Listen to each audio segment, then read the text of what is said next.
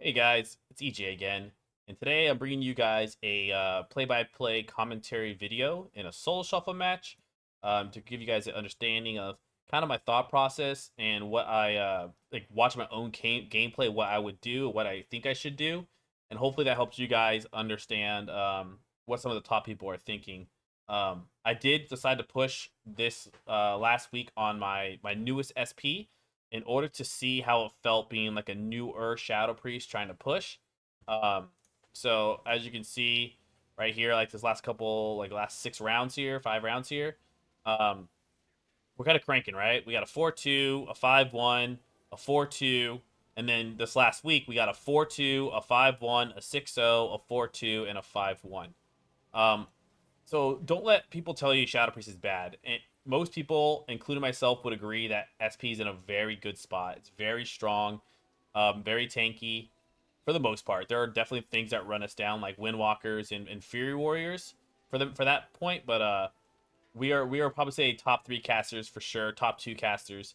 So it's going to be rough at the lower end. I understand that it's going to be a little bit of a struggle bus, and that's gonna be called growing pains. You're gonna have to learn your rotation a little bit better, learn how to juke a little bit better, learn how to get your damage out. Maybe it's a positioning thing. Literally, one thing can change your loss to a win.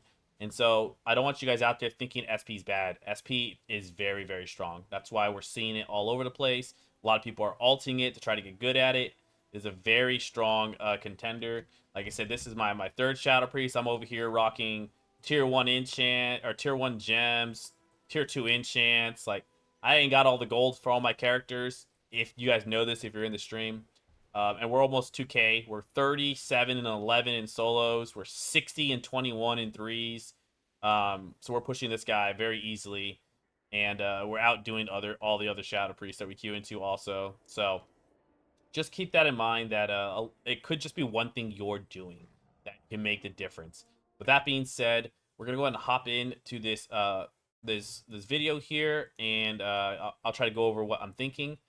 And just come out to the stream, guys. EjrSP, we're pushing that partner. We're trying to get the consistency up. And if you like these kind of videos, I'll try to put one of these out a week, on top of maybe an additional video. I try to do one video every like 6 or 7 days. Sometimes I can do more. It just depends on, I have a family and we like to hang out. But if you like these kind of videos, I'll try to pump them out additionally. So leave a like, leave a comment. That goes a long way to let me know how you feel about the video, and it helps the algorithm. With that being said, let's go ahead and get into this and break this down. Um, as you can see here, we're fighting a demo and a survival hunter. So in my head, I'm thinking, let's go demo. Survival is not like a marksman. Doesn't have to plant to cast aim shots. Doesn't have to plant to do any of that damage. So going him won't stop that. So let's put him on top of the demo to either cleave him or just to CC the hunter, right? Because I have another priest on my team and I have a demon hunter. They can do a lot of additional CC on the healer. That if I can't get to the healer, they can. I can control this hunter, right? That's some of the things I think about. Is okay. This healer can go and get to CC their healer. So can my demon hunter. I can do other things on top of my CC on the healer. You just got to watch out for it. A lot of the time in these situations, so a lot of our stuff DRs, a lot of time you can just DR something to force a cooldown.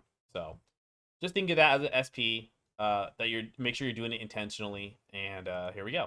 So we're gonna go and hop into this video, and then first things first, you want to see who my demon hunter is going on.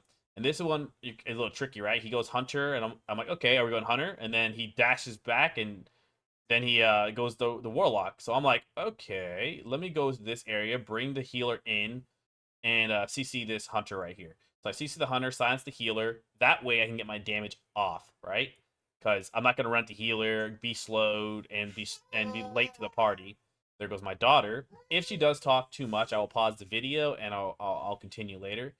She is, she's talkative.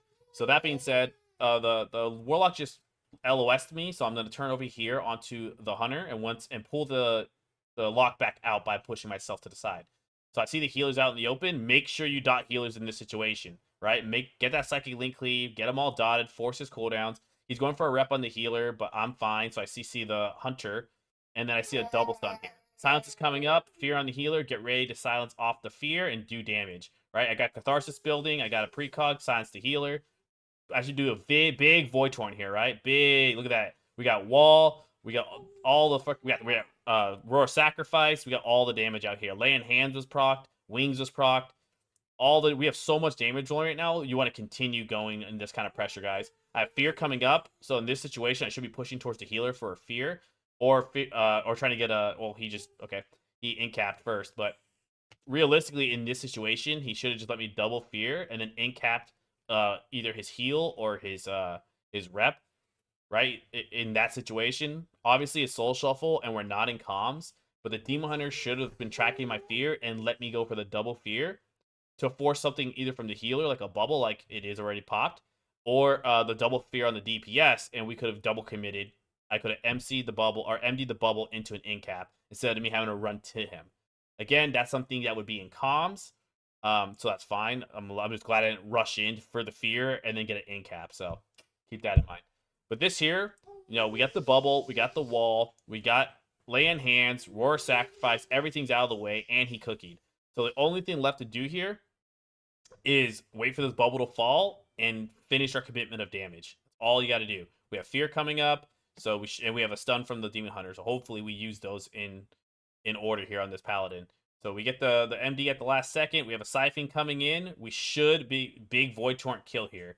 It's just exactly what I should do. I should run in here, get a big Void Torrent into a silence during the sack. I'm hoping I do that, or do we just kill him? Okay, we did get the silence off here, so we're in position always to CC this healer, and we're always in position to bring this hunter to the healer since they're going me, right? So we should be finishing him off here with Catharsis maybe, or we just finish it. We just finish him, and I got a precog there. Let's go.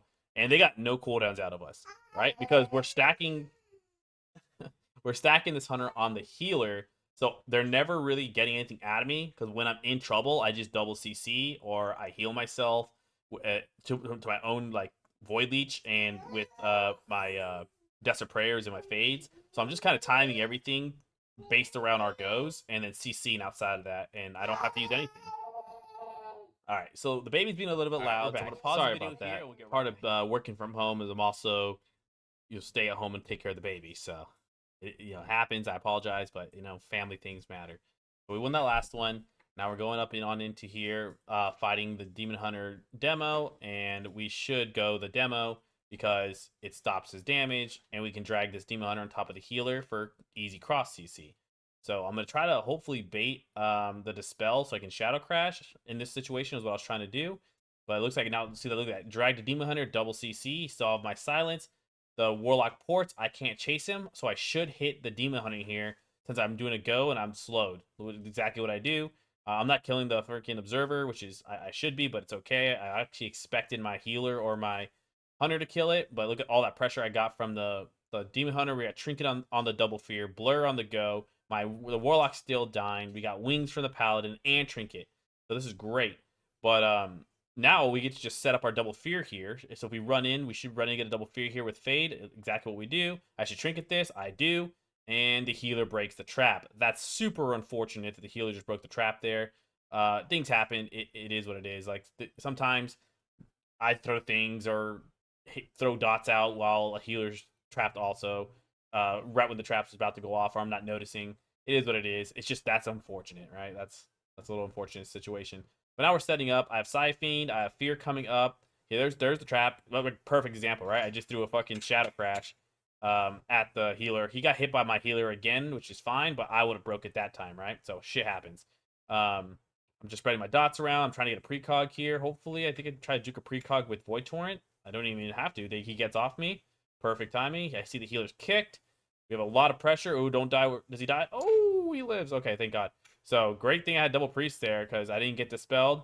We have a trap. We got the bubble on the trap. And I think the healer broke it there again. I think this healer's broken every trap. Even though I Shadow Crashed that last one. I'm pretty sure he hit it as well. So let's see here. I just want to go back because yeah, he gets hit and then bubbles.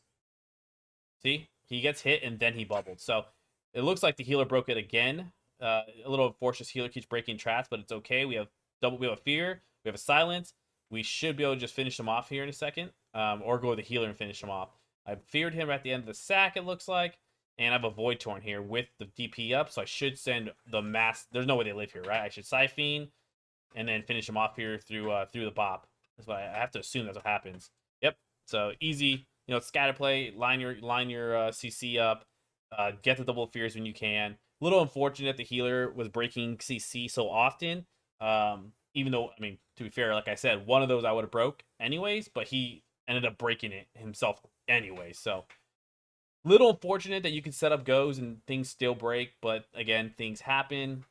It even happens to me, so not often, but it does happen. So, but 3 times in 1 round, that's a little bit of a mishap. You know what I mean? So it's okay. We got the dub. We got the double CC. We pumped out a lot of damn. So in this one, I generally love going Demon Hunters here when I'm fighting against a double melee because Demon Hunter seems to flop. It looked like they want to go my Warlock here, but this is where I start noticing that this Hunter doesn't have the best awareness in the game. He starts to split. I remember he just starts to only go me. And this is how I end up winning versus this Hunter every round. Because he only starts to go me. Like, when you spread pressure against SP, all you're allowing me to do here now is get Catharsis and free pump versus you and a Survival Hunter versus a SP and Soul Shuffle. I'm going to win that trade-off, right? So now I'm getting dots on everybody. The Hunter's starting to die. The Demon Hunter's starting to die. There's no trinkets on their team. In this situation, I can either pump out the healer or pump out the Hunter at this point because he wastes so many cooldowns. And normally I would go Demon Hunter, but he's just wasting cooldowns. So now I'm just hitting the healer here. I have fears, so I can fear the healer and swap to the Hunter if needed. I think we get bubble here. We do. So I can either continue to go the healer here, but I think he lines. He does, and then I go Hunter. So the Hunter also only has, I think, Turtle left. I think it already uses double wall. So at this point, I can just go CC the healer and then rail the Hunter down, which is what I would do in my situation here. I don't know if I end up doing that, but looking at my own stuff hindsight, I would do that. Which is what it looks like is what I'm doing, right? I think I just pump him through. Do I get him through Turtle? Do I get it? Okay, we get the Turtle. Oh, I would love to MC here, and I was going for it. I was in my head. That's when you want to MC right there, guys. Turtle, they're all low. Healer doesn't have much. Just MC the healer until Turtle's down, and then the healer has to recover from a point of out of Turtle. So that's definitely something I would normally do. And on this situation, I should fear the healer and finish off this Hunter with my Siphene. Is what I should end up doing here, and it is. Boom. See, things like that are things you have to understand and notice, like when to swap and when to not commit. Like, yeah, we got the Polly's bubble and we got all that stuff, but then he started line of sighting, he started playing more defensive. Well, the Demon Hunter and the Hunter also had no cooldowns, so at that point, put your damage onto them, and whatever one starts to whittle the most, focus on, and then you can always swap back to the healer if he puts himself in a bad position. As you can see here, these are the talents I'm running generally. The Big Ire, my normal build, except I'm running Big Ire instead of Mindbender and instead of N'Zoth. After the buffs that we got, I got rid of N'Zoth because it just the throughput I could have put into somewhere else. And either you can run Apparition build or you can run Burst build. And in Soul Shuffle, I think damage matters more than pad for SP in Void Weaver because we're already padding. That is the thing, right? Like we're in Void Weaver, our dots already do a lot. We get a lot of Devouring Plagues, which they give us apparitions. They also make our dots tick faster a lot more often. But in this situation, the burst every time I have a DP to a Void Torrent and then a double DP for my Rift seems to do way more. And yeah, you don't have to use the DP for the big Void Torrent. If you're trying to focus on big Void Blast. That's also a big thing I like to use Ire for is I get a lot of procs, and my Void Blasts are hitting for like 800 to 1.3 million. So I like to have the Ire for that reason is if I can get those blasts off, I can double blast during my go and get an extra 2 million damage now because Dark Ascension buffs it, and it's buffed by Insidious Ire, and it got a 20% buff just this last go around. So for me, I like to generally DP into a big Void Torrent because the 20% stronger Rift is not as strong a lot of the time as a 40% void torrent. My void torrents tick for like 600k, 700k, a tick sometimes when I can get the IR off. So that damage is stronger than just having the extra 20% in your rift when you're already gonna pump 2 or 3 into it. So I'd rather take that extra damage into my void torrent. Personally, that's just my opinion. It also buffs my void blast, so all around buffs. So that way you can see what I'm running. I will link my build as per usual in the comments or the information page. Sorry, but here we go. Versus this one, same thing. Go demo, swap the hunter if he decides to go me, and keep dots on the healer to force cooldown. So I saw the hunter about to go for CC. I feared him out, and then that way I can start my go. He's far enough away from me. I should be able to get my damage out here. And looks like he domes. Now, generally here, I wouldn't keep putting damage into him, but I think at this point we have committed, and we're sending damage in. So I got a precog. I can now silence into a void torrent, or void torrent into our silence is what it looks like it does, and we just win. So, we had the damage, and we saw that they were committing to it, and we had CC. Sometimes you just gotta send it, guys. Sometimes you just gotta send it, because yeah, I could have sent it on the hunter, but my demon hunter wasn't connecting to him. And so I just said, hey, this dome's gonna fall. It's not the biggest damage reductor in the game. Let's just send it. And so did the demon hunter. And we ended up just getting that CC chain out and getting the dub. So there it is. It's just that easy. And locking down the demo lock early on forces cooldowns. The demo lock's gonna fall behind a lot of the time. So just gotta do it sometimes. And a lot of time you notice I'm CCing the hunter, because he's going to stop me from getting my go off early on. And if I do that, I can force a dispel or a trinket, which means they won't have dispel or trinket for my go. And I get to get my damage off. See, I feared him there, silence the healer, so I get my damage off, right? And then he gets hodged. And now what happens here? I have all my damage rolling. The healer's still in a CC chain, so I didn't even have to fear here. And then also I'm playing with the warlock, so he can follow up fear. So the hunter went ahead and walled, so I'm just spreading my damage around, getting ready. And at this point, I have realized this hunter is only running at me the entire game. He's literally, the demon hunter is splitting again. This wicked shots hunter. At this point, I realize he's not that experienced in the game, because he's only running at me and splitting every round, which means I should never lose. I should never lose a round versus hunter, because all he's doing is putting 50% damage on me, and I do more damage to him than he does to me. So he's single-handedly losing this round for his team, this Wicked Shots guy, which is very unfortunate, because this Demon Hunter wasn't playing bad at all. He was actually doing fairly well in the game. So just keep that in mind, guys. I mean, as you notice, I generally target who my teammates are targeting, even if I think it's wrong.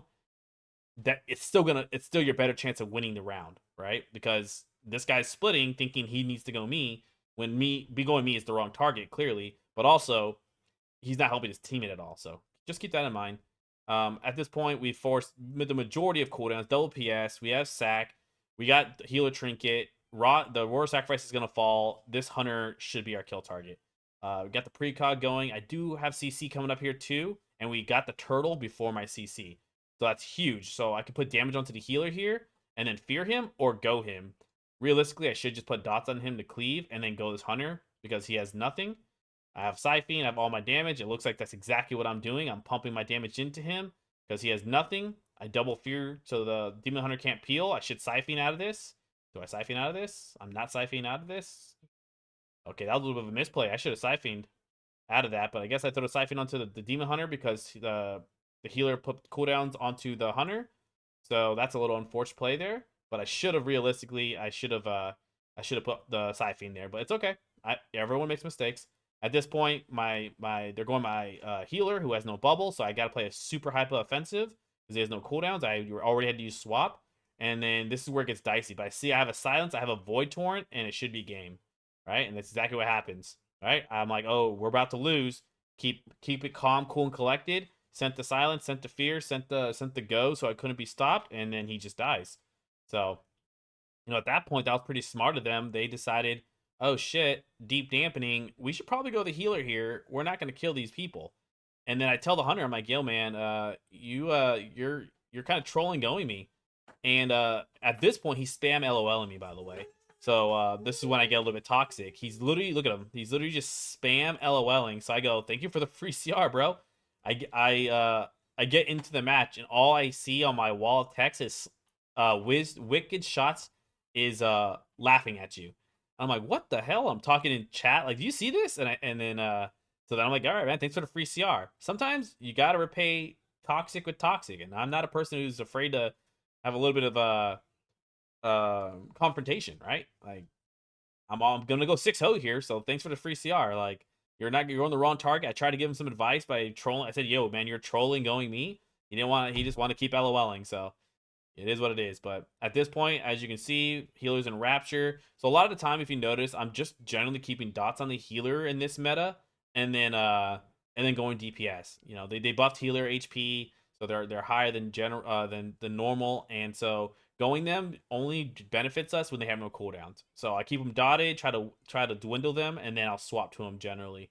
But in this situation, it's a lot easier for me to just rail this the demo lock, because there's really no stops, right? So here I have a Siphene, I have a stun, and I have a fear coming up. So I can wait till he gets a little bit lower and then send my CC, or wait till I have my CC chain. So here I decided I'm gonna purge and send my Siphene to get. It looks like I just get ports there, and then I'm running in for the fear and to go for the dub here. I should get the dub right around this area. They have nothing left, no only other than his wall. So we should be able to force wall here realistically, and then finish the game off. So I get the fear, we get the wall, and do we kill through wall? And we kill through wall. And then look at that. We got a that went all the way to the beginning. Oh, let's do it again.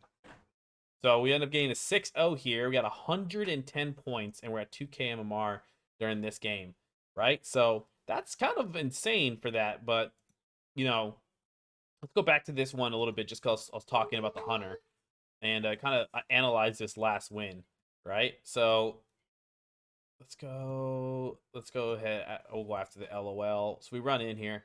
So let's just analyze this a little bit more, so we get a little bit more information here.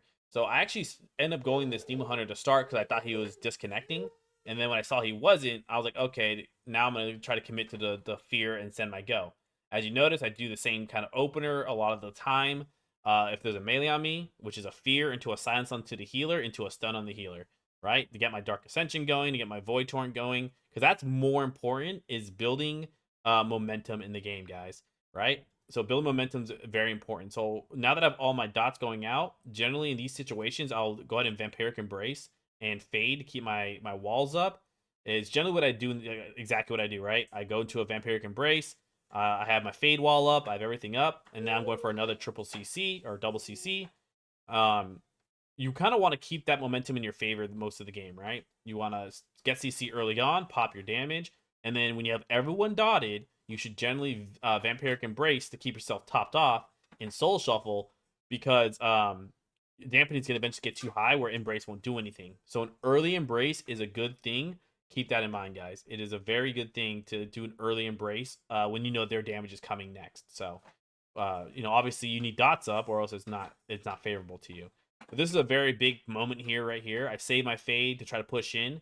We know they only have wall left, and then the healer has no trinket, so and no swap. So this is a big play for us right here to get the fear into our go, right? Realizing these win conditions are things you guys have to notice, like when to feather fade in, when to commit, when to chase down, because like I said, we knew he had no wall, we knew he had no swap, no trinket. We need to send that go. You don't want to send your go before the CC, or you don't want to send your go and not be positioned for CC. So that's why that last round was so critical, because all you see me doing is controlling the Demon Hunter, stopping their damage, continuing my pressure, and then noticing my CC's coming back up, and then running in and getting it, because sometimes all you need is a fear, right? Because then your team can still, you might not have stun silence fear, but you might have fear, and your healer might have a Hodge, or that you might have CC to push him over in that 5 seconds. And in dampening inside of Soul Shuffle, not like regular threes, but inside of Soul Shuffle especially, that is very important, because dampening ramps so high, all you need to do is get the damage out, and then you'll win. And a lot of people try to do these perfect situations, and it's just not like that in Soul Shuffle. You have to account for dampening to be your third imposter, right? Your fourth imposter. That's your ally as a Shadow Priest, is dampening. So if you can continue your pressure and stop their pressure, you end up winning, which is why you see me a lot of the time CC the melee off me and silence the healer and then stun, get my damage off. Because as the cooldowns start to dissipate, even when they come back up in deep dampening, they won't top them off. But I will still be alive. I will still be topped off because I've had all the pressure. So it's situations like that that I really need you guys to understand.